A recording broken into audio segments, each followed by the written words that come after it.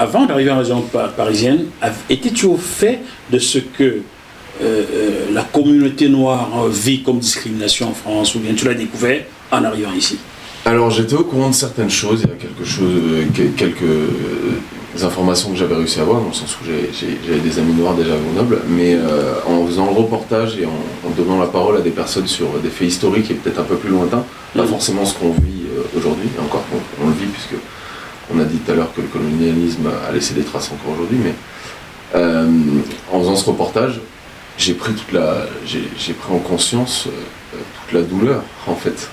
Ce reportage Bumidum, 60 ans après. Exactement, j'ai compris tout ce que les Blancs ont fait aux Noirs, et encore aujourd'hui c'est bizarre, mais il y a des fois où je me heurte avec des amis ou avec des gens tout simplement dans la rue. Je vais donner par exemple une petite anecdote. J'étais dans une boîte de nuit un jour, et donc il y avait un Blanc qui parlait avec un Antillais, et il arrêtait pas de dire genre ouais, moi dans ma cité j'appelle mes potes noirs négro.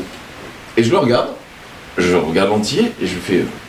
Et on s'échange le regard avec l'Antillais, on se dit non c'est un con, on le sait. Et on le regarde et je lui fais mais est-ce que toi t'apprécierais qu'on te voit et qu'au lieu d'utiliser ton prénom on dise ça va le Blanc? Tu te sentirais mal comme tout le monde. Et en fait il n'arrivait pas à concevoir même qu'il faisait quelque chose de mal, dans le sens où l'endroit où il avait grandi, donc dans sa cité, apparemment ça passait. Mais sur ce moment-là, je me suis heurté à quelque chose de violent, dans le sens où pour moi ça a toujours été naturel d'accueillir tout le monde comme un humain. Je crois en la race humaine plus qu'en les races de couleur ou de pas couleur, genre juste la race humaine. On est censé être unis. Et je me rends compte que c'est pas si universel que ça. Bah, quand tu te réveilles le matin, tu penses pas que t'es blanc. Non, je me dis je suis un humain, j'ai un corps, point barre. Il n'y a pas d'histoire de...